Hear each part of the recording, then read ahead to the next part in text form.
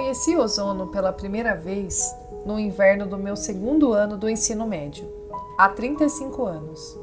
Ozono abriu a primeira loja de PCs da cidade, localizada nos fundos do prédio da joalheria Sácebo. Logo comecei a trabalhar para o Ozono, em meio período como estudante. E embora houvesse lacunas aqui e ali, pelos próximos 19 anos até sua dissolução em 1999, minha vida e carreira foram entrelaçadas com a Tecnosoft. Nesse interim, a Tecnosoft experimentou todos os altos e baixos de um desenvolvedor de videogames nos anos 80 e 90. Houve viagens ao exterior, mas também houve anos de recessão, em que ninguém recebeu um bônus. Havia ocasiões em que contratamos um monte de novos funcionários de uma vez, e outras em que, do nada, uma massa de pessoas pedia demissão. Em meio a todo esse tumulto, a única constante era Ozono e sua insistência em fazer jogos bons e de qualidade. Ele era um perfeccionista altamente capaz, que nunca disse apenas "é bom o suficiente", ou deixou que um trabalho medíocre bastasse. Por conta disso, às vezes ele brigava com seus funcionários e talvez por causa de sua própria timidez, nem sempre era o melhor em expressar sua gratidão, o que acho que levou a muitos mal-entendidos. No entanto, em tempos de festa e fome, Ozono carregava a responsabilidade pelo sustento de muitos indivíduos. E agora eu vim a entender, mais do que nunca, o peso desse fardo solitário. E tenho certeza de que outros tiveram a mesma percepção. A Tecnosoft foi uma montanha de primeiras experiências para mim. Por meio deles consegui vender computadores em uma loja, montar PCBs que enviamos pelo correio, criar um catálogo, desenvolver software de um jogo como programador, dar suporte ao usuário, compor música de jogo. Eles não eram uma grande empresa, então você fazia tudo o que podia e ajudava sempre que podia. Sendo esse o caso, sempre pareceu mais do que uma simples soft house. Desenvolvemos nossos jogos com uma forte consciência do que o usuário final desejava, porque estávamos mais próximos deles para começar. Quando penso naquela época agora, todas nossas experiências parecem incalculavelmente preciosas para mim. A Tecnosoft não existe mais hoje, mas para todos os funcionários que já trabalharam com Ozono, tenho certeza que eles sentem o mesmo. Meu único arrependimento é que nunca fui capaz de dizer tudo isso a Ozono, enquanto ele estava bem de saúde. Mas nunca esquecerei o sentimento de gratidão que tenho por ele. Ozono, do fundo do meu coração, obrigado. Descanse em paz.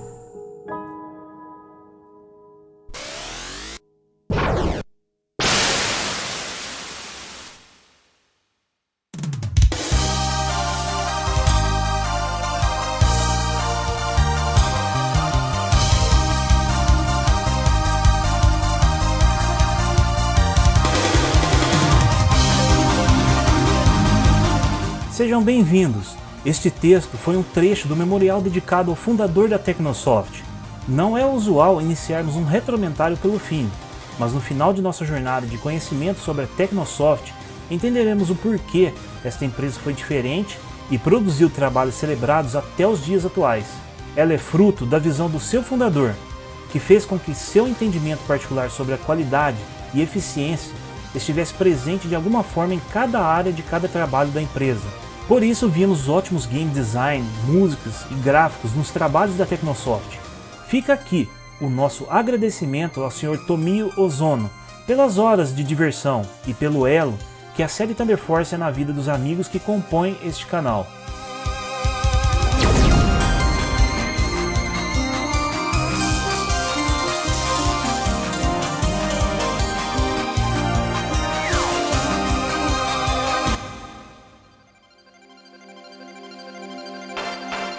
Embora a Tecnosoft tenha se destacado no Mega Drive no início da década de 90, A origem da empresa é bem mais antiga do que parece. Ela foi fundada em 1980 com sede em Sasebo, na província de Nagasaki, no Japão. E caso tenha associado o nome Nagasaki com a Segunda Grande Guerra, saiba que Sasebo foi um dos 17 alvos selecionados para ser atacada pela bomba atômica e teve 48% da sua região destruída. A Sasebo Microcomputer Center, que era como foi chamada até 1980 antes de mudar o nome para Technosoft, foi fundada por Tomio Ozono, onde começou seus trabalhos desenvolvendo softwares para computadores pessoais japoneses e ferramentas de manipulação gráfica. Para quem assistiu nosso vídeo, onde contamos a história da Working Designs, vai notar uma semelhança aqui entre as empresas. A companhia de Tomio Ozono possuía duas verticais. A Technosoft, que como o nome diz, era especializada em software, e a Technohard, que era especializada em venda de hardwares. A primeira evidência que encontramos do uso do nome Technosoft foi em novembro de 1980, de acordo com este post no Twitter da Game Developers Research Institute. Mas foi somente em 1982 que a empresa mudou o nome definitivamente para Technosoft, após o registro da marca feito em setembro de 1981.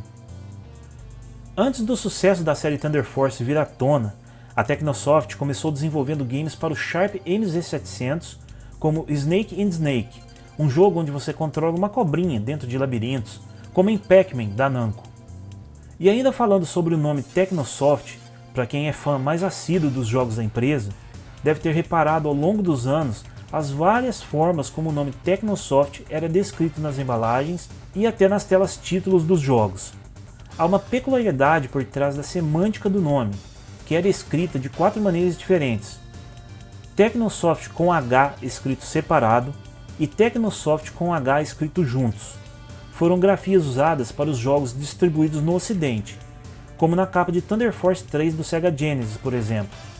Enquanto Technosoft separado sem H e Technosoft escrito junto sem o H eram para os jogos distribuídos no Japão.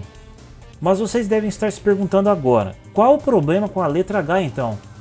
Na verdade, por volta de 1982 a empresa fez essa modificação retirando o H por conta de que alguns japoneses liam ou pronunciavam Tetino, ao invés de Tekuno. Já o porquê de Technosoft estar escrito junto ou separado foi devido a um erro de seu presidente ao registrar seu nome.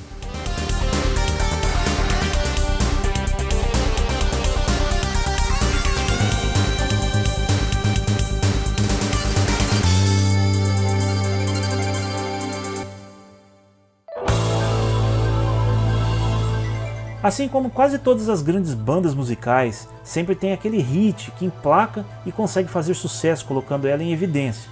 E com a Technosoft foi assim. Até então, ela não era uma empresa muito rentável, e foi em 1983 que ela lançaria sua franquia de maior sucesso, que é Thunder Force, com seu lançamento para os principais computadores japoneses da época. Entre eles estava o Sharp X1 e seu visual estiloso, todo vermelho, e que foi o antecessor do grande Sharp X68000, que falaremos sobre ele mais adiante. A série Thunder Force foi criada por Katsunori Yoshimura, que entrou para a Technosoft no ano de sua fundação. Além de Thunder Force, ela emplacou também outro hit no PC-88 da NEC e Fujitsu Micro 7, conhecido como FM7, com Plasma Line em 1984, que é um jogo de corrida espacial em primeira pessoa, e é considerado o primeiro jogo 3D poligonal para computadores.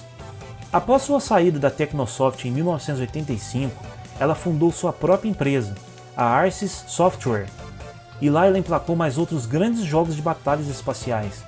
Em 1986, era lançado também nos PCs japoneses o Ibarm, considerado o primeiro jogo de navinha com elementos de RPG. E em 1988, ela ainda viria revolucionar mais uma vez com o cultuado Star Cruiser, que é um híbrido de adventure com batalha espacial, e pode ser considerado o embrião do que viria a ser anos depois o Wolfenstein 3D e Doom. Por fim, se perceberem bem, daria para fazermos um vídeo do nosso quadro Gente que Faz, dedicado só a Katsunori Yoshimura, e do legado que ela nos deixou de grandes batalhas no espaço. Mas nesse vídeo, o que realmente nos interessa é o seu Thunder Force. Se você nunca ouviu falar ou achava que Thunder Force começava no 2 é porque temos um grande motivo por trás. O primeiro e bastante desconhecido jogo da grande franquia intergaláctica ficou restrito apenas nestes computadores, e para não dizer outra coisa, ele era bem ruinzinho. E olhando bem lá do alto de um penhasco, parecia mais uma versão de Xivios multidirecional, só que sem aquele brilho interestelar do jogo da Namco. Além disso, a versão de PC 88 de 1985 trouxe uma trilha sonora um tanto quanto inusitada, e na contramão de seus sucessores.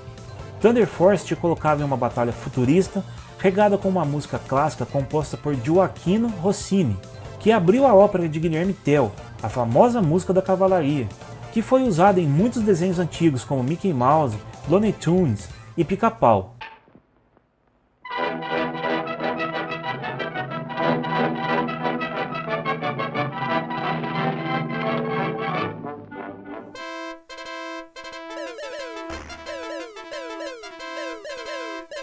Enfim, a Força do Trovão não teve lá um início muito convincente como seus jogos subsequentes, e ainda bem que mudaram tudo nos outros jogos da série.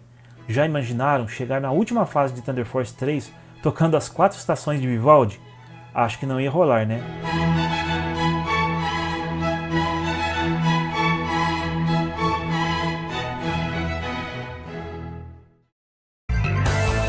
Após o lançamento de Thunder Force e Plasma Line, o novo projeto da Technosoft foi o Herzog, de 1988 para o MSX e PC 88, considerado como o primeiro jogo de estratégia real da história, sendo reconhecido até pelos produtores de Dune. Vale ressaltar que a Technosoft lançou vários jogos para o MSX e MSX2. Entre eles destaco o Feedback, do MSX2 lançado em 1988, um rail shooter com uma pegada de Space Harrier da série, bem bacana por sinal.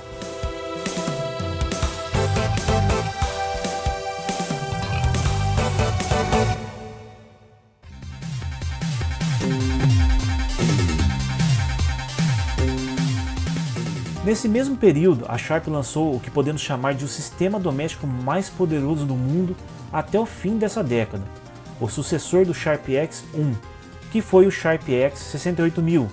Com recursos super avançados, ele era quase um arcade em casa. Eventualmente a Technosoft enxergou ali um alto potencial para jogos, e 5 anos após o primeiro jogo da série, a Technosoft lançava Thunder Force 2, que chegou no início de vida do 68000, como o primeiro jogo de navinha original do robusto sistema, trazendo gráficos e áudios aprimorados em relação ao seu antecessor. Embora ele parecesse uma versão melhorada do original, ele ia bem mais além disso, e se comportava como um híbrido, mesclando entre visão aérea e screw lateral, já que o R-Type junto de Gradius já fazia um grande sucesso, e já veio puxando a nova onda de shooters em visão lateral nessa época. Entretanto, apesar do seu enorme poder de hardware, o Sharp 68000 nunca foi produzido oficialmente fora do Japão. Some isto ao seu alto valor de aquisição, ele acabou se tornando um sistema bastante restrito no restante do mundo.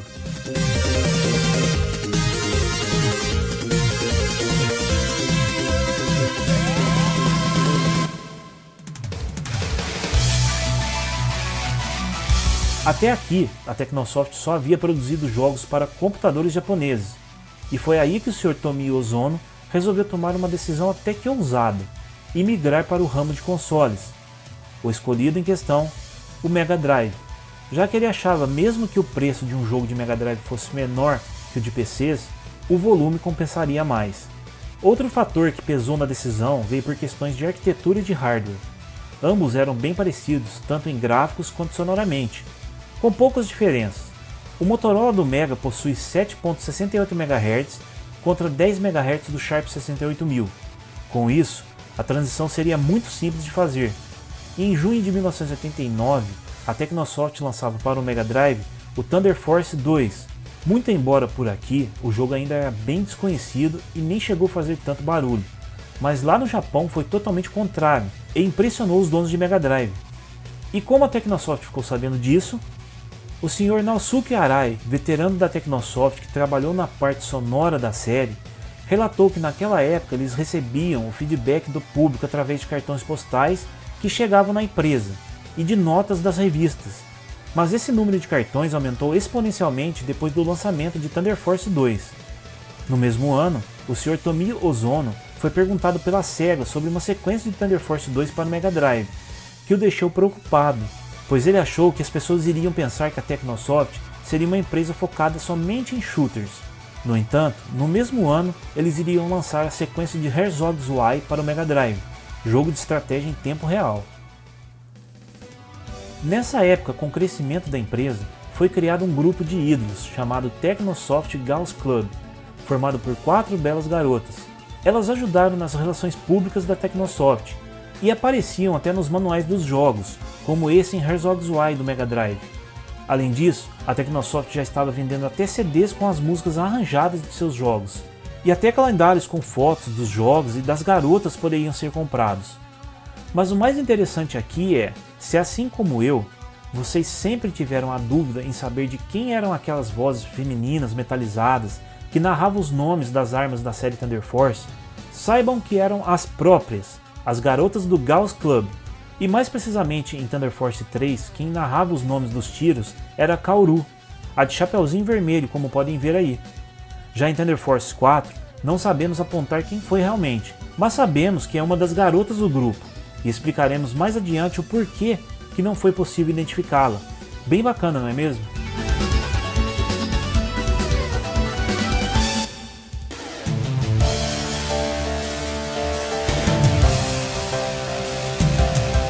Até aqui, a Technosoft era pouco conhecida no ocidente, e não passava de mais uma empresa japonesa lutando por seu espaço nessa indústria de joguinhos.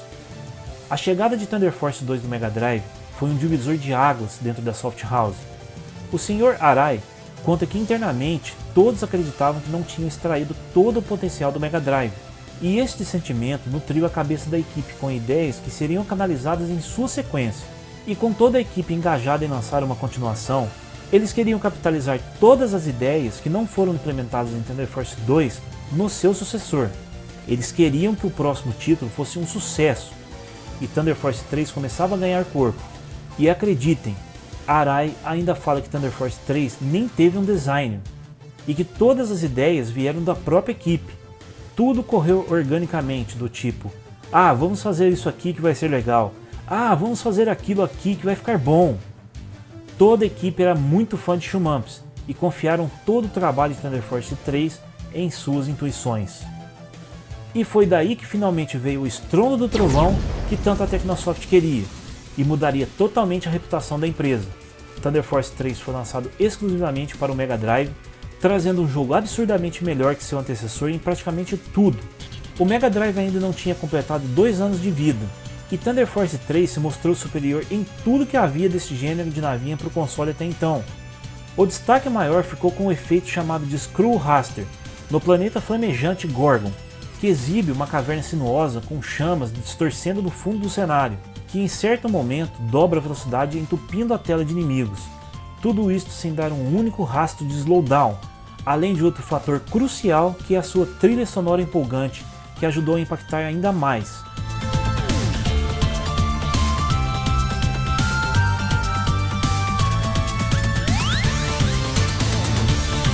Esse estágio marcou a memória de quase todo mundo que jogou Thunder Force 3. Thunder Force 3 foi lançado no dia 8 de junho de 1990 no Japão, no valor de 6.800 ienes, no mês 6, dia 8. Quando o jogo é iniciado, o top score é definido em 68 mil pontos. Thunder Force 3 foi todo programado em um Sharp X 68000. A CPU principal do Mega Drive também é o 68000.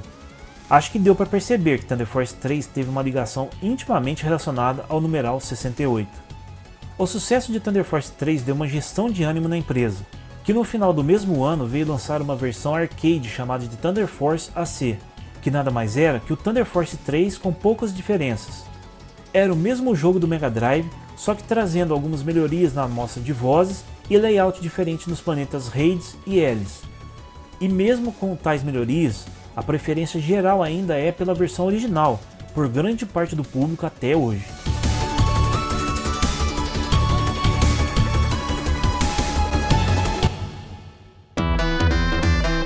E no mesmo ano de 1990, a Technosoft emplacaria mais outro grande jogo no Mega Drive com Elemental Master, outro shoot 'em up com visão vertical, só que desta vez ao invés de controlar uma nave, Aqui você controla Leiden, um mago em um mundo de fantasia que deve derrotar as forças malignas de Gira. O diferencial aqui é poder atirar para cima e para baixo na tela, que rola em sentido vertical, como em Heyday Thread, por exemplo. Destaque mais uma vez fica por conta da envolvente trilha sonora que marcou demais.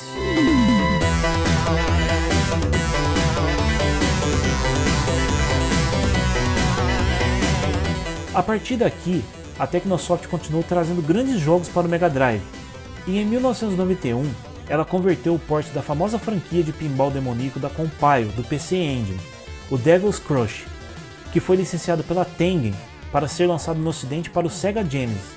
Com ele veio a mudança de nome para Dragon's Fury e várias censuras consideradas muito satânicas para o público ocidental, semelhante com o que foi feito em Super Shadow of the Beast, que foi cancelado para o Super Nintendo devido à tamanha descaracterização do jogo.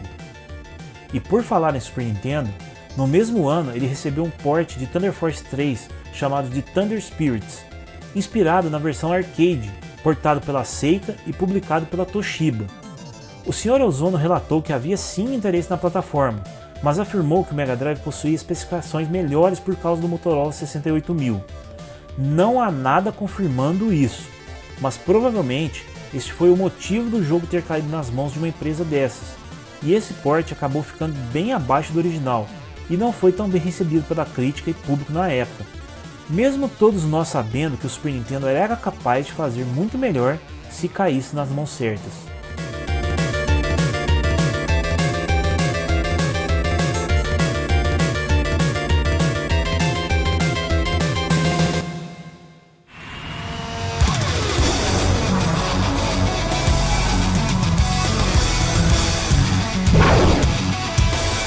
Podemos dizer que 1992 foi o ano da consagração da Technosoft. Uma sequência de Thunder Force 3 era aguardada, mas aqui tivemos uma reviravolta que poucos sabem. É de conhecimento da maioria do público que nessa época, muitas empresas não exibiam nos créditos o nome verdadeiro de seus produtores. Sendo assim, só era mostrado os seus pseudônimos. Isso era mais corriqueiro dentro de empresas maiores como Sega, Nintendo, entre outras. O Sr. Naosuke Arai confirmou anos depois que o time envolvido no desenvolvimento de Thunder Force 2 e 3 foi totalmente mudado no Thunder Force 4, com exceção da equipe da parte sonora. Essa decisão foi tomada porque a equipe sentiu que precisava superar o sucesso de Thunder Force 3. Mas quem era esse novo time então? Pois bem, se passarmos o pente fino nos créditos de Thunder Force 4, vocês vão perceber que todo mundo que fez o jogo foi acreditado por pseudônimos, e é aqui que temos algo bem interessante. Algum de vocês aí já terminou o Devil's Crush do Mega Drive?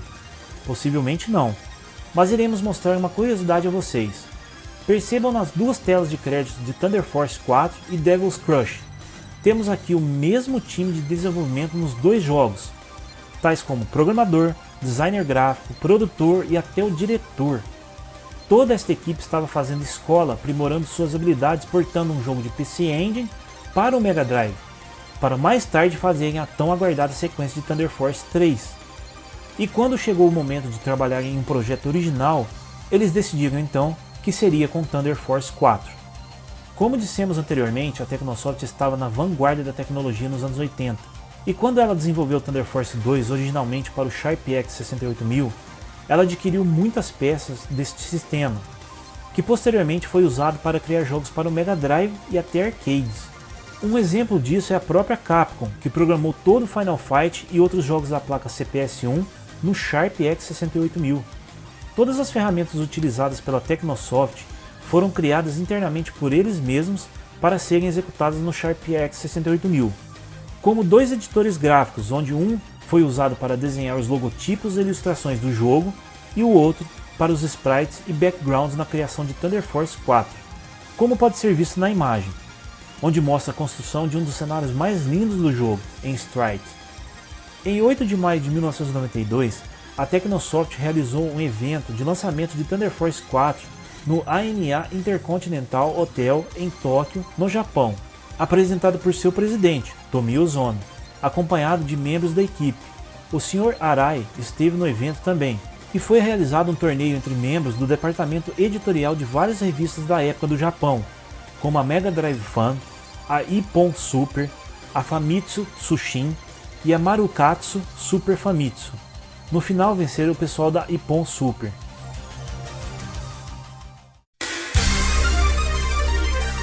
Então, em 24 de julho de 1992, era lançada no Japão a obra-prima máxima da Technosoft.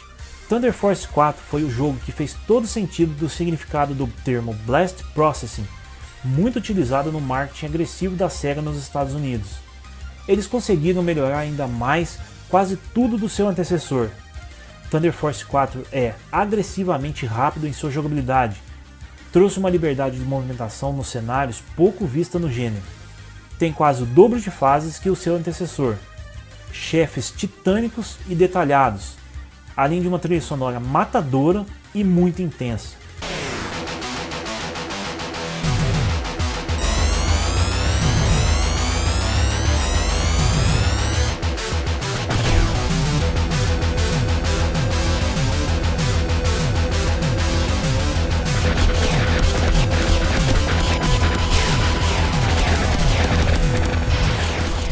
Se tornou um dos pontos altos do game.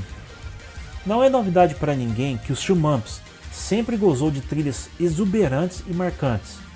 Podemos dizer também que a Technosoft criou um gênero de música que se fundiu à sua própria identidade, com riffs de guitarras pesadas cavalgantes e sintetizadores em transes melódicos inconfundíveis. É praticamente uma fusão de estilos, um techno heavy metal. A trilha sonora de Thunder Force 4 foi tão marcante que acabou rivalizando com os gráficos exuberantes, que foi altamente elogiado pela crítica e público na época, e até hoje. Também puderam. A equipe de som liderada pelo Sr. Arai eram todos fãs do bom e velho metal, e a equipe sonora parece ter deixado isso bastante evidente em Thunder Force 5, quando nomeou os dois primeiros chefes com nomes de bandas consagradas do metal, como Deep Purple e Iron Maiden. Quem acompanha o canal já deve ter visto nosso vídeo onde falamos um pouco do Tease Music, o grupo de músicos que compuseram as sensacionais trilhas de Lords of Thunder do PC Engine e Final Fight CD. Deixarei o card aqui para quem quiser assistir. E aproveitando a ocasião, fomos atrás dos caras que fizeram a marcante trilha sonora de Thunder Force 4 e descobrimos coisas legais que iremos contar a vocês. Como falamos lá atrás, o time por trás de Thunder Force 4 foi completamente mudado do Thunder Force 3, com exceção da equipe sonora.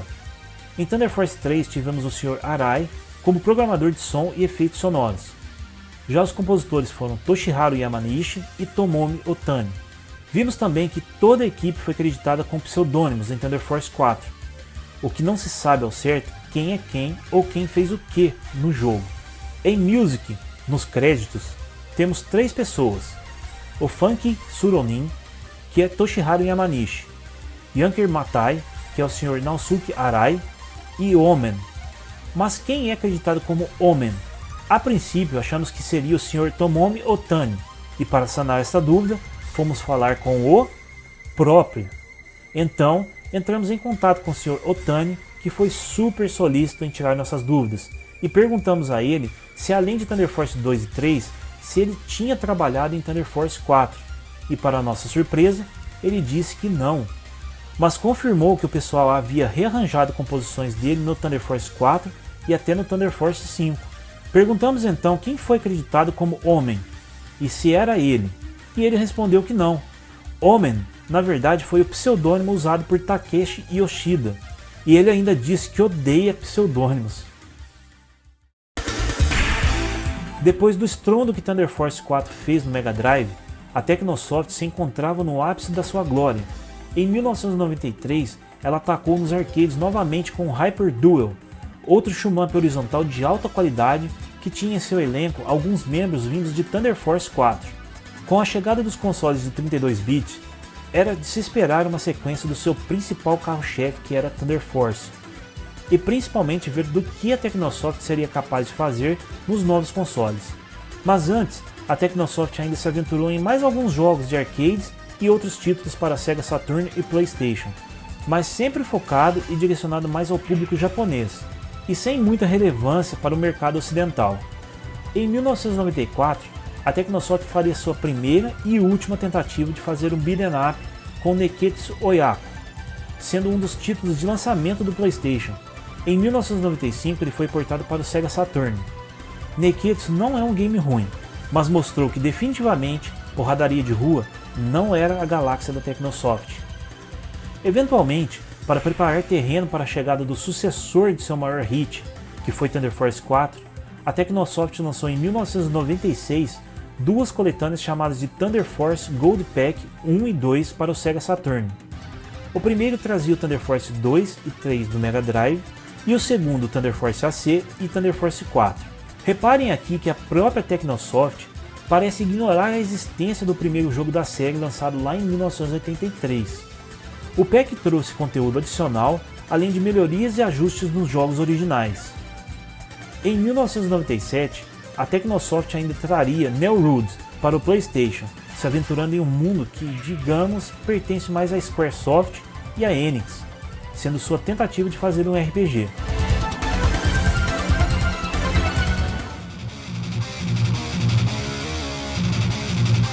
E agora sim, após 5 anos de espera, a Technosoft levaria ao Sega Saturn o jogo que mostrava o verdadeiro talento de sua empresa em fazer o que eles sabiam de melhor, com Thunder Force 5. A demora ocorreu porque, a princípio, o sucessor de Thunder Force 4 foi pensado para ser lançado no Mega CD, mas devido às várias circunstâncias, o jogo foi migrado para o novo sistema de 32 bits da Sega. E novamente tivemos o mesmo caso de Thunder Force 4 aqui. Salvo alguns poucos membros, quase toda a equipe foi renovada para trabalhar em Thunder Force 5. Eles estavam adquirindo experiência ao desenvolver o Blast Wind e Hyper Duel, antes de começarem a trabalhar no esperado sucessor de Thunder Force 4. A onda agora era o 3D, e a Technosoft soube portar a franquia para essa tecnologia, trazendo Thunder Force para o universo 3D sem perder nada da essência. O game é bonito, no que tange os gráficos poligonais do Sega Saturn, rápido e trouxe melhorias nas mecânicas de jogo, além de rechear Thunder Force 5 de conteúdo e extras. Mais uma vez a equipe sonora deu um show à parte, trazendo o mesmo estilo musical de Thunder Force 4, que consolidaria quase que uma marca registrada da empresa. Nesta ocasião entrava no time do Sr. Arai Hyakutaro Tsukumon, que se consagrou nas composições relacionadas a Thunder Force, além de trabalhar em diversos CDs de músicas da série. Thunder Force 5 foi lançado em julho de 1997 no Japão para o Sega Saturn e portado quase um ano depois para o PlayStation, sendo uma versão de diretor, com algumas coisas a mais. O port do PlayStation só veio para o ocidente graças ao trabalho da Working Designs.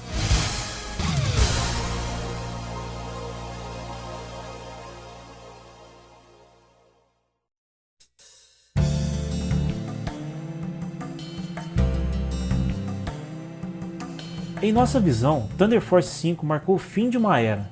Ele foi o último grande jogo da Technosoft. Seus rendimentos eram muito lucrativos no período do fim da década de 80 e começo de 90, quando a série Thunder Force e Herzog estavam no seu auge, mas infelizmente ela não conseguiu se manter na segunda metade da década de 90, e vimos a Technosoft definhando. Depois de Thunder Force 5, a empresa continuou lançando mais alguns títulos, somente para o mercado japonês, e muito focado no gosto dos japoneses. Eles bem que insistiram, e ainda trouxeram mais duas sequências do seu RPG, com Nelrude Engraved Crest de 1999, que foi seu último jogo lançado para o PlayStation, mas novamente ficou só no Japão. No meio do caminho, funcionários começaram a deixar a empresa e migrar para outras soft houses, como a CA Production, que produziu o Gate of Thunder para o PC Engine CD. Perceberam agora o porquê da semelhança com Thunder Force 3? E até para a Compile, a mãe da franquia Leste e Musha. Antes de declarar falência, a Technosoft começou a trabalhar em Thunder Force 6, que seria lançado para o Dreamcast, mas o seu desenvolvimento foi abandonado no início do projeto.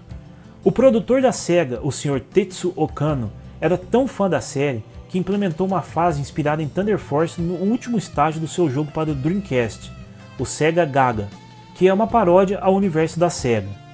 Em 2001, a Technosoft e todas suas IPs foram compradas pela 21 Company, uma empresa de pachinko, aquelas máquinas caça-níqueis japonesas. Ela ainda continuou lançando produtos com a marca Technosoft, como CDs de músicas e cartões postais. 11 anos após o último jogo da franquia, com permissão dos detentores dos direitos autorais relacionados à Technosoft, a SEGA lançou seu último jogo para o PlayStation 2. Era lançado então Thunder Force 6, e o diretor do jogo foi o próprio Sr. Tetsuo Okano, de Sega Gaga. Mesmo que o Sr. Ozono quisesse mudar a visão que o mercado tinha da Technosoft, lançando outros tipos de gêneros de jogos, parece que eles mesmos não conseguiam sair da bolha que eles mesmos criaram. E olha que a Technosoft bem que tentou. O toque da empresa estava nos jogos de tiro, e era isso que seu público esperava da Technosoft. Mesmo com recursos avançados das novas gerações de consoles, ela não conseguiu acompanhar e evoluir para se manter ativa no mercado. Acho que faltou um pouco de visão mercadológica para o Sr. Ozono. A Technosoft parece ter caído no mesmo estigma de muitas outras soft houses japonesas como a Hudson Soft, Data East, Sunsoft, Telenet Japan, entre tantas outras, que não acompanharam a evolução natural dos games. Diferente de empresas como Capcom e Square, que seguiram acompanhando as tendências e se mantêm solidificadas no mercado até hoje. No dia 17 de setembro de 2016, em seu stand no evento Tokyo Game Show, a SEGA anunciou em público a aquisição de toda a propriedade intelectual da Technosoft, quase que atendendo a um pedido do Sr. Tomio Ozono, que ainda em vida disse: "Não quero interromper a marca Technosoft, acho que só a SEGA deve assumir." Muito provavelmente pela forte parceria que tiveram com a SEGA nos dias de glória nos tempos do Mega Drive. O Sr. Tomio Ozono veio a falecer em 2014, e o próprio Sr. Naosuke Arai, que esteve com ele e a Technosoft desde a sua fundação, veio publicamente anunciar seu falecimento, onde deixou um memorial emocionado, o qual a Juliana narrou no início deste vídeo.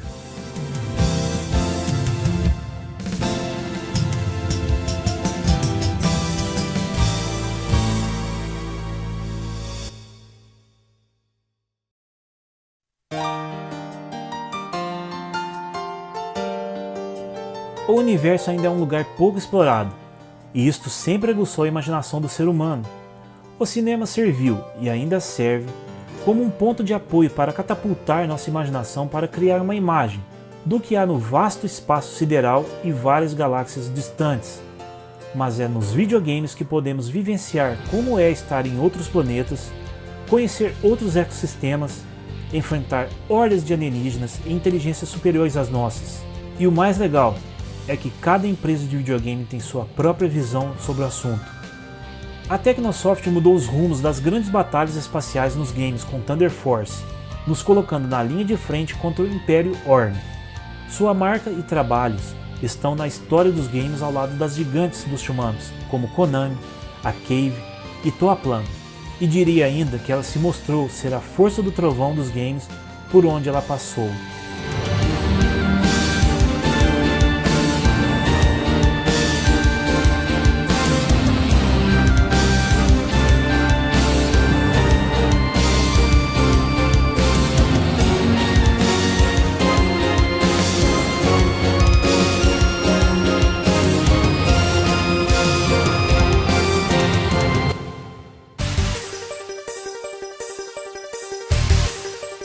Aqui quem fala é o Gols. O nosso muito obrigado a vocês que assistiram até aqui. Gostaria de agradecer a força e a confiança dos nossos apoiadores, pois é graças a eles que conseguimos compor estes vídeos para todos vocês. Nos ajude com o pacote do YouTube deixando uma trovoada no like e compartilhando esse vídeo com seus amigos fãs dos incríveis jogos da Technosoft. Se inscreva para não perder mais histórias como esta. E por hoje ficamos por aqui. O nosso grande abraço de toda a equipe Gols Games e valeu muito, galera!